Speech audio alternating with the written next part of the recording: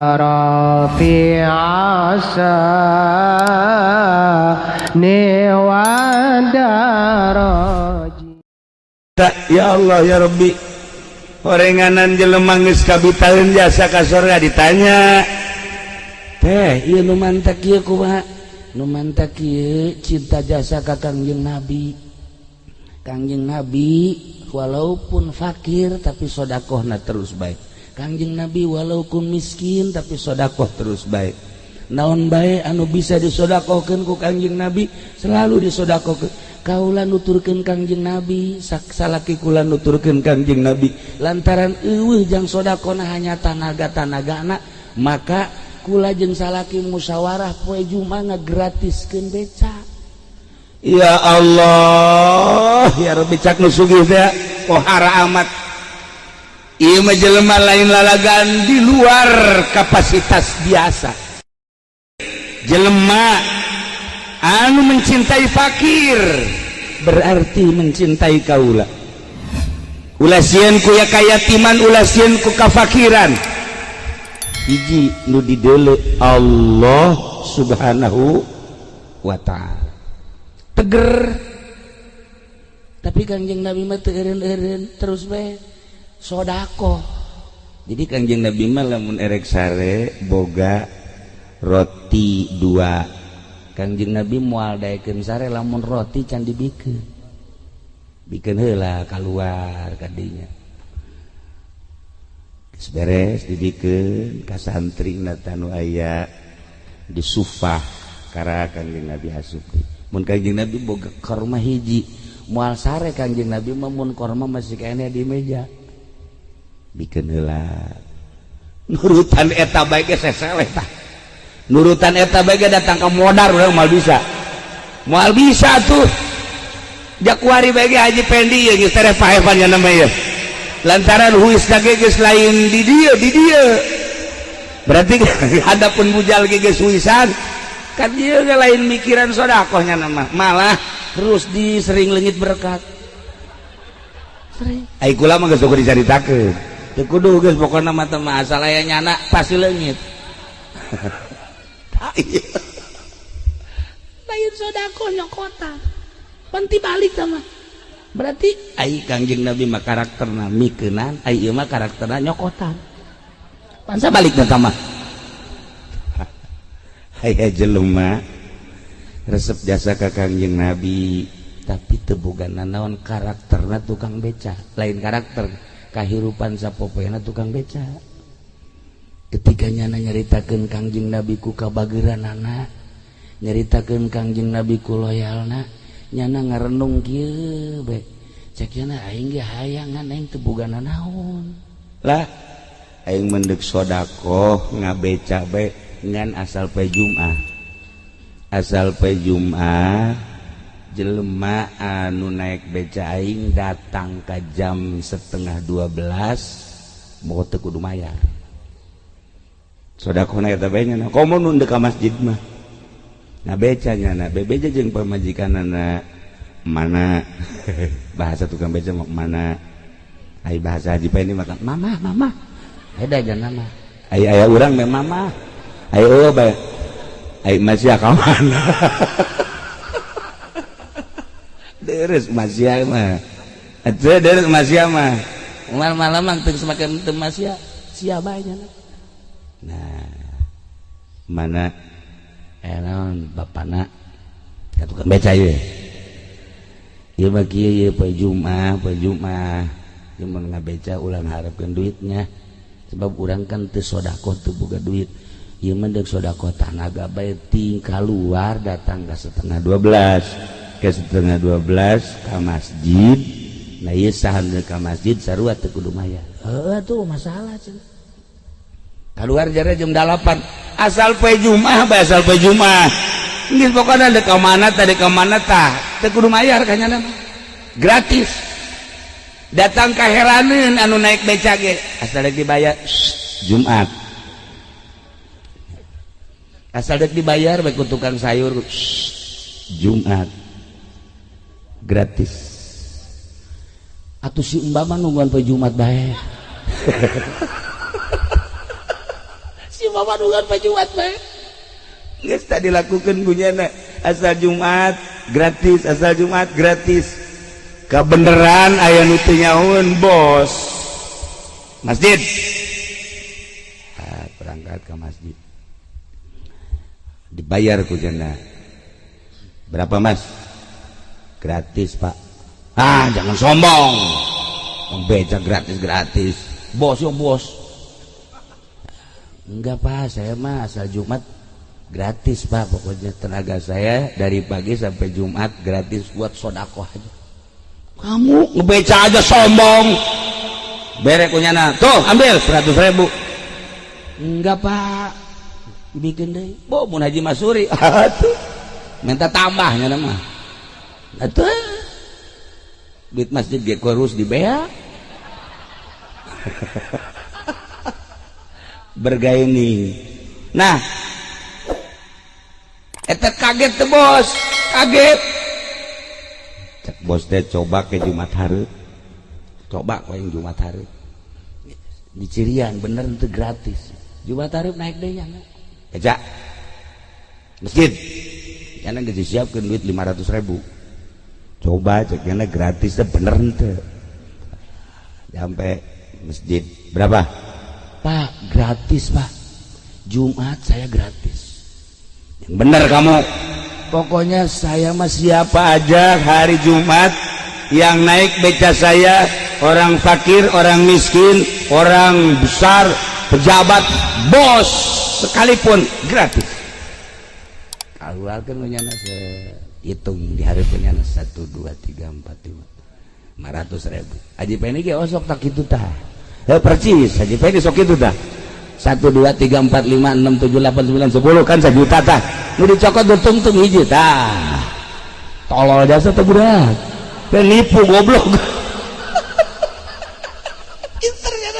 pinter nipu eta pernah anu nyarekan lik mere di Jakarta jeung kula ye tanpa ramain makan kieu bae dihitung kunyana bener sih 2.000-an mah tapi kan ngeunaheun kadeulina bener teh 1 2 3 4 5 6 7 8 9 10 cak anu menta-menta gede oge ieu kan berarti 10 kali 2 sabaraha ya cokot kunyana hiji set nih kieu bae teh tukang beramain galedeg sia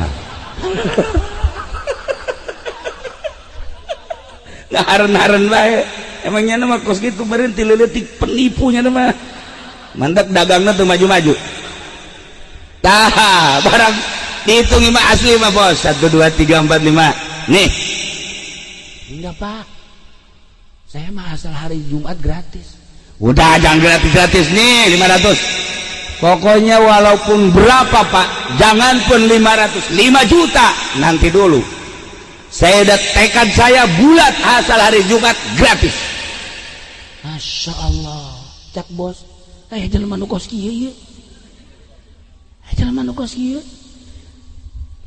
tas Jumat langsung nyana miheulaan nanya aya teh tukang beca di mana imahna ka salah satu jamaah nyana mah tuh di dieu ka ditu pengkolan asup tangke aya di dinya imahna langsung berangkat ke imahna diketrok lawang Assalamualaikum 3 kali keluar misalnya pamajikanana make mau kena kene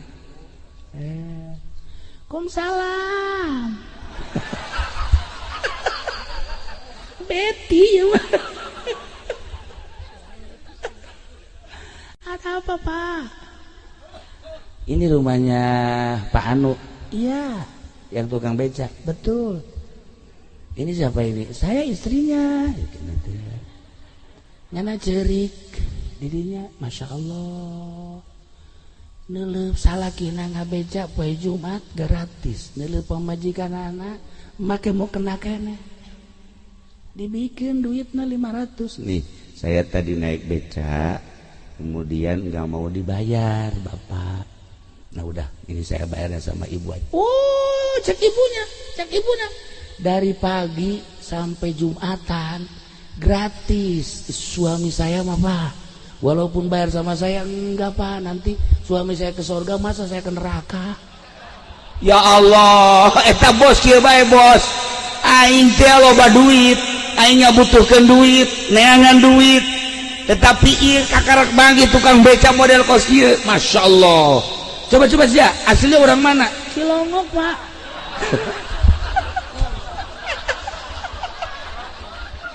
siapa dasar hasud cenah mah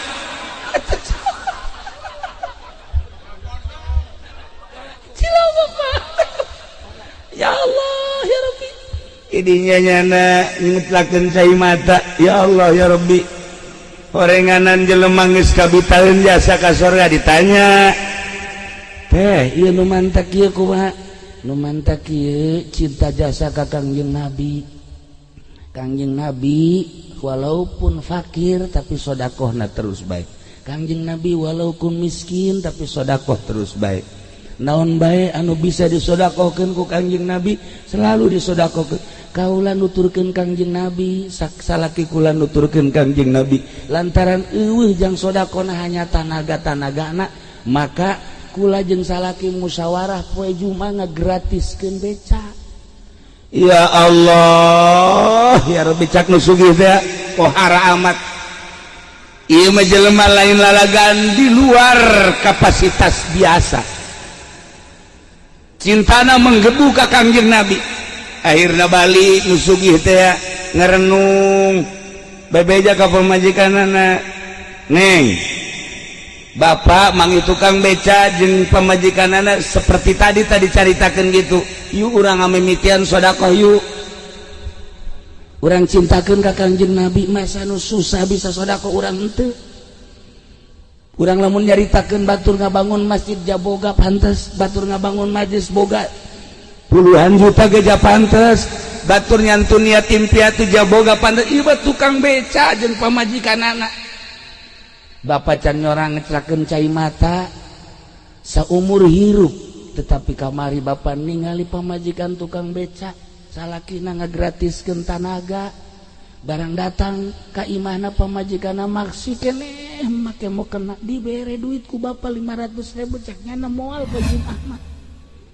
ya Allah ya Rabbi bapak tercengang ningali karakter model kos gitu yuk urang mulaian yuk ayo Pak tuh cek nyana cintakeun urang ka Kangjeng Nabi ya Allah ya Rabbi disorot ku sinar Kangjeng Nabi kasorot ieu urang lamun lain aya sinar Kangjeng Nabi jang moal daek diuk di dieu atuh moal daek diuk di dieu ieu teh aya nur Kangjeng Nabian di kolbu urang aya nur ilahian di hate urang nu mantak daek diuk di dieu teh aya cahaya Allah aya cahaya Kangjeng Nabian di dieu di kolbu urang ngan kadang-kadang katutupan ku balak genep iya doang tadi di bandara wow eta Haji Pendi gigian we naon tual-tual ieu teu kaharti ku gorenganan urang Amerika susuna beude eta masyaallah karim kula ge lamun teu mau sorban mah meureun didelekeun ngan sorban make sorban api-api bae ieu ngan rada diintip teh jauh gede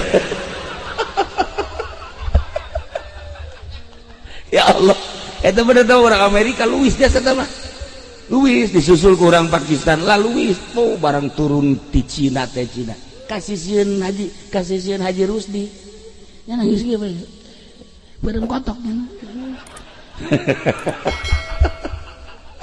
tuh mulus jasa caknya berarti jarang jauh meureun normalnya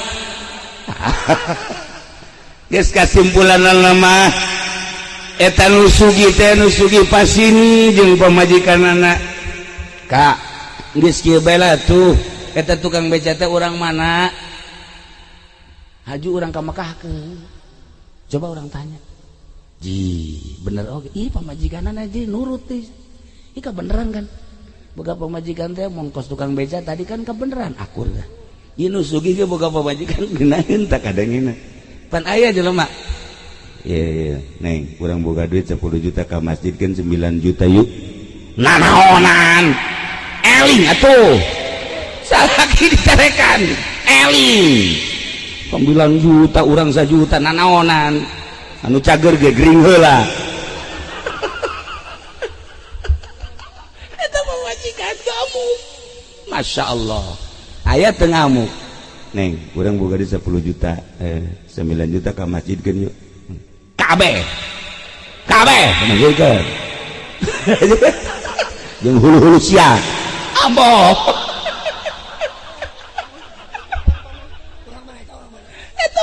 Dok KTP dah. Masya Allah. Nah, akhirnya anu sugih teh ya geus sababaraha bulan datanglah ka tukang beca. Assalamualaikum. Waalaikumsalam. Naon Pak? Ieu mah deuk nanya bae daek teu ka Mekah. Macem-macem. Ente mah deuk nanya daek teu ka Mekah. Atuh deuk ditawaran ka Mekah mah anu teu daek. Aju maksud bapak naon? Bapak hendak ngamekahkeun ieu bapak jeung emakna jeung pamajikan. Sok kitu bapak mah. Sok kitu. Ya bunga-bunga tapi maksudna kaget. Beneran ieu mah cek pandanganna beneran. Jatuh akhirnya di kamekahkeun mah masyaallah berarti kula bakal kapanggih jeung Kangjeng Nabi. Ku cintana ka Kangjeng Nabi. Kanjeng Nabi dibawa berarti kula bakal kapanggih jeung Kanjeng Nabi. Bahagia amat. Guys, kana KTP na langsung didaftarkeun, alhasil nyana diberangkatkeun ka Mekah kudu sugih. Nah ieu berkat cinta ka Kanjeng Nabi nceling di hate teh persep jasa ka Kanjeng Nabi. Kemudian nyana berangkat sodakona ku cinta ka Kanjeng Nabi. Ujung-ujungna coba ge eta mah kos inget ka dongeng kieu aya jelema jore jasa beungeut na lalaki ieu asal nanya awewe ngabalieun asal nanya awewe ngabalieun nyana ge ngaca ieu beungeut aing beungeut perang ieu mah sakena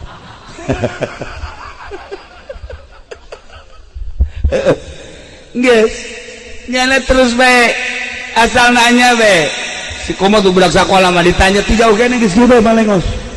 Nah si mbak ge ditanya si mbak tetep bunga keur mah jore Yuni teh kotok tem jore jasa tamata akhirna nyana meangan pelet ka kiai-kiai ka dukun-dukun teu manjur teu nyambung teu manjur bae minta pelet ka kiai Rifki tah il qala Yusuful yabi ya batini endahan kiaina nu laku kan teu balik cenah naon teu Agus kamana-mana Gus jangan pelet belaku we nya geus frustasi geus kieu we.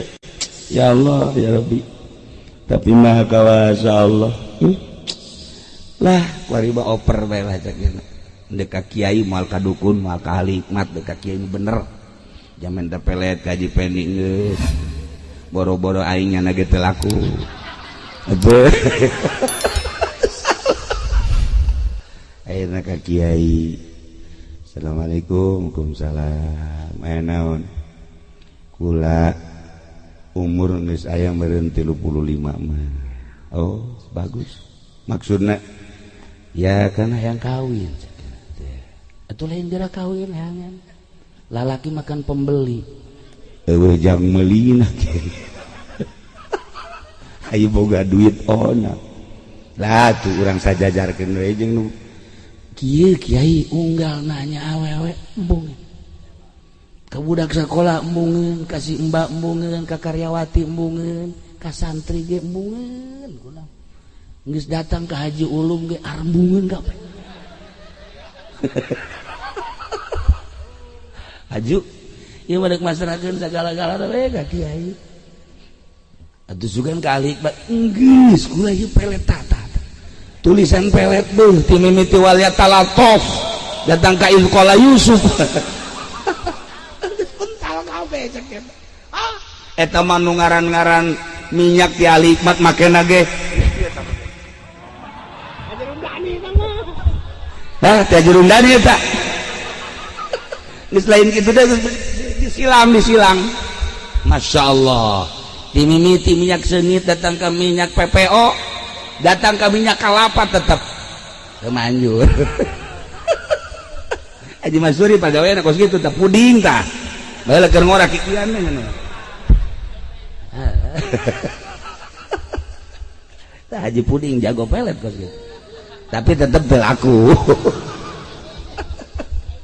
nah ieu mah masarakeun ka kiai cintakeun ka Kangjeng Nabi cak Kiai cintakeun ka Kangjeng Nabi engke batur lain neuleuh beungeut maneh lain neuleuh awak maneh tapi aya sinar Kangjeng Nabi ya Masya Allah cinta cara cintana cintakeun hate baca sholawat.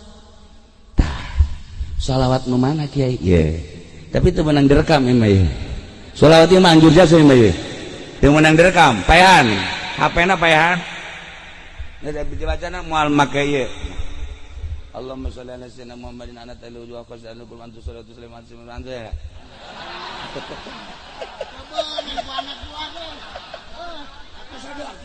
Atuh itu mah pelet.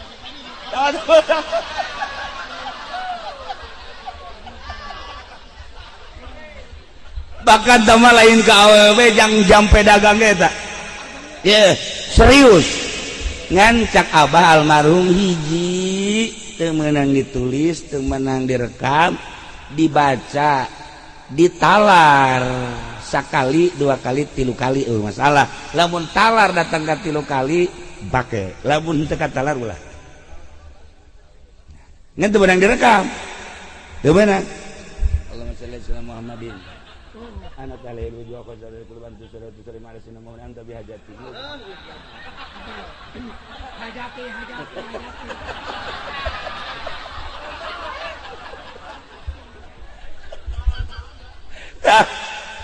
Nah ya, akhirnya aku jana diwirid aku jana dengan cinta ka Kangjeng Nabi, masya Allah dibere sabaraha kiai tengah wirina lamun bisa saumur maneh mimitina dipoe lahir.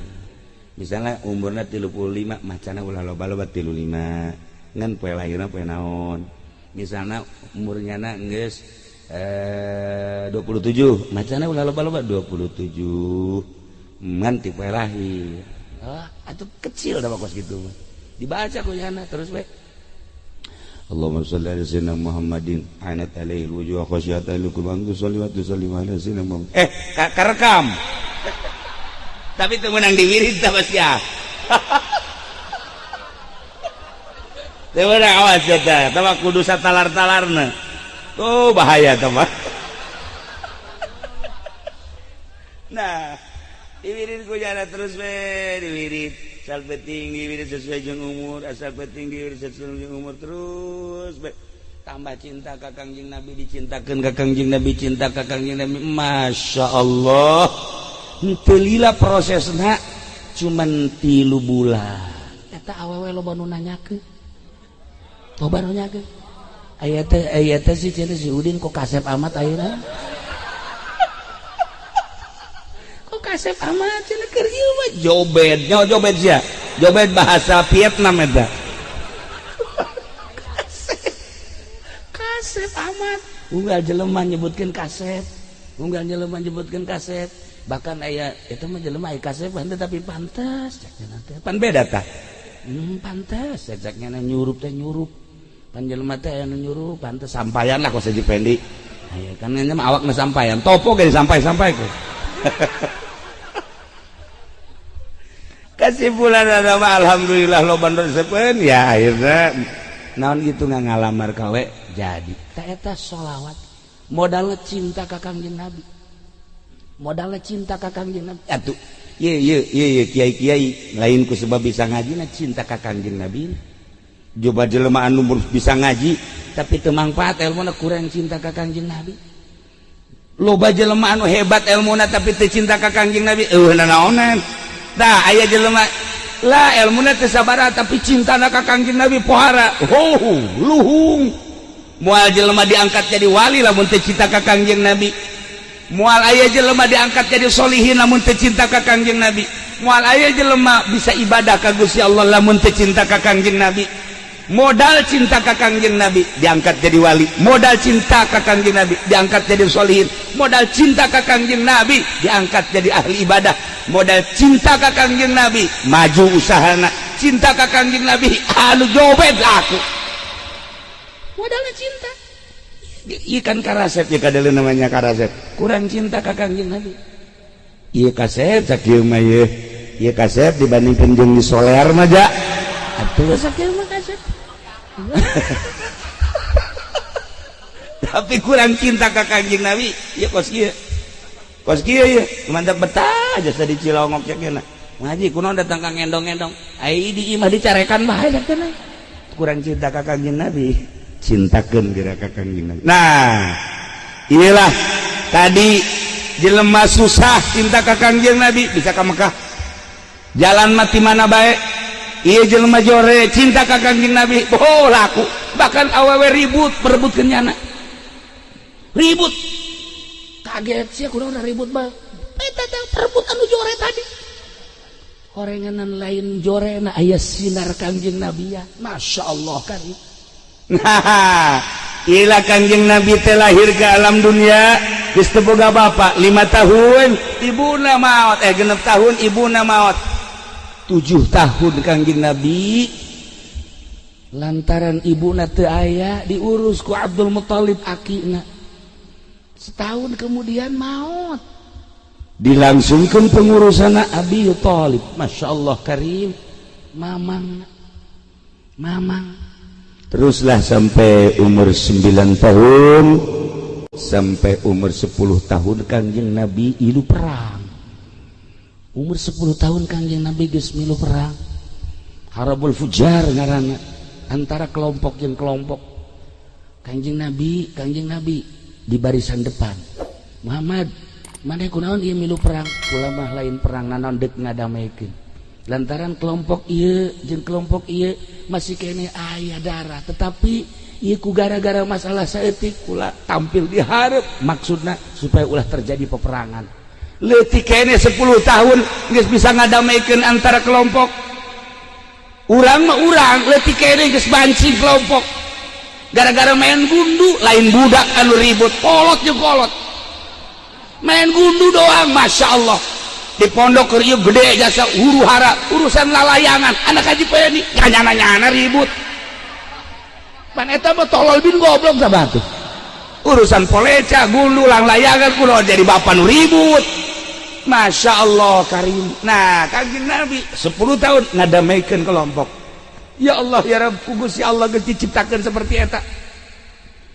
Umur 11 tahun Kangjeng Nabi geus katingali tampil setelah perang mulai ayat tanda-tanda kedewasaan leuwih ti batur. Ya Allah, di mana leuwih ti baturna?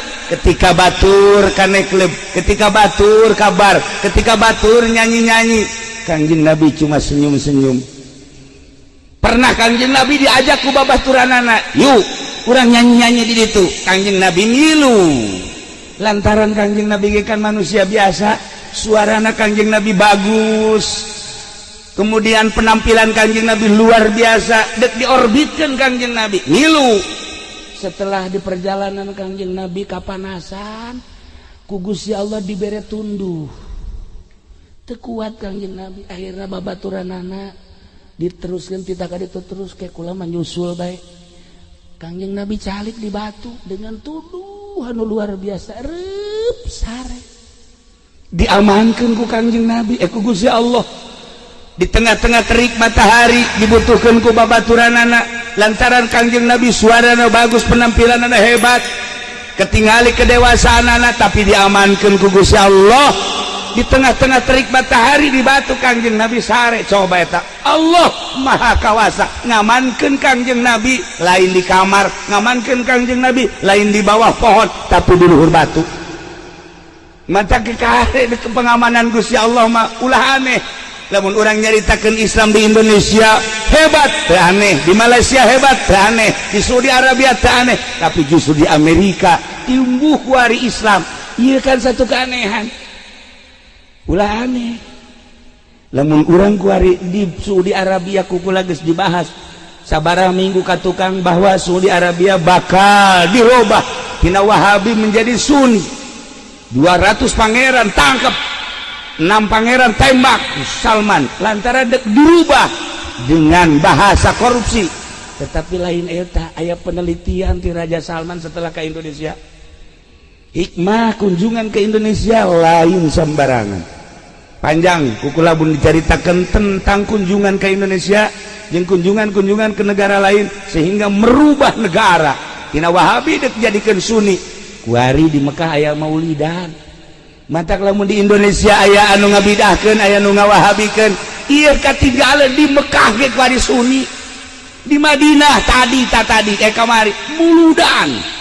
Masya Allah biasa ya Nabi salam kaji pengen geus kieu bae urang ka ditu yuk naon berkat dah gede meureun ka berkat bae cenah mah Masya Allah dasar orek koros main kuluhum bae tahun 12 umur 12 tahun Kangjeng Nabi katingali luar biasa. Di antara keistimewaan Kangjeng Nabi katingali ku masyarakat sebab Kangjeng Nabi kan ngangon embe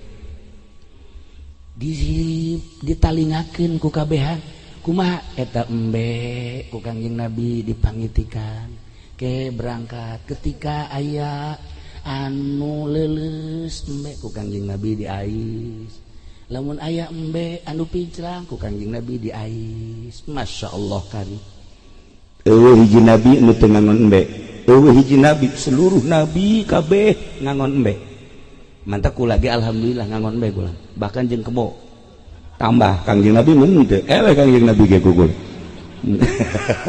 dina bab ngangon nama hampir katinca kebo kula sabaraha baheula. Masya Allah. Nah ieu lah Kangjeng Nabi kabehan ningali keistimewaan Kangjeng Nabi dina cara-cara ngatur-ngatur embe luar biasa. Umur 13 Kangjeng Nabi lahirlah Sayyidina Umar bin Khattab. Lamur tahun kedua lahir Abu Bakar Siddiq. Tahun 13 lahirlah Sayyidina Umar. Berarti tafawutna umur Kangjeng tafawutnya beda.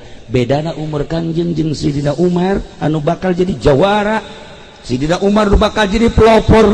Sayyidina Umar anu Kangjeng Nabi ngadua ya Allah ya Rabb kuatkeun Islam ya Allah kudu jelema nyanggakeun ka Gusti hiji Umar bin Khattab atawa Abu Lahab Abu Jahal. Dua Kangjeng Nabi ngadoa ya Allah ya Rabb dua jawara di Mekah hiji Umar bin Khattab nomor kedua Abu Jahal nyanggakeun ka Gusti supaya agama teger nuhunkeun salah sahiji di antara dua kuatkeun Islam ku Umar bin Khattab atawa Abu Jahal nyanggakeun ka Gusti ditarima doa Kangjeng Nabi Umar lah nu dipilih ku Gusti Allah. Dua jawara mentak lamun aya jawara geus asup ka majelis taklim wahara geus kajer kumaha ge ujianana beak eta tihang majelis beak ujana dileg-legan ujana tah ieu lah umur 13 tahun Kangjeng Nabi lahirlah Sayyidina Umar bin Khattab. Umur 14 tahun lahirlah Muawiyah bin Sufyan. Gitulah para jamaah kaum muslimin wal muslimat rahimakumullah. Jadi Kangjeng Nabi kuari kakarak umur seberapa tahun? 14 tahun. Nah, raramena ti 15 kali itu bakal naik. Nah iyalah ieu kakarak lahir kan ieu ge disingkat-singkat supaya urang hafal be tahun kahiji, tahun kedua, tahun katilu, tahun kaopat sampai ke tahun 15. Ieu kuari ingat muludan nu kabari poho. Naon kare nu kamari? Tah ya jadi supaya ingat kuari umur Kangjeng Nabi sabaraha tahun?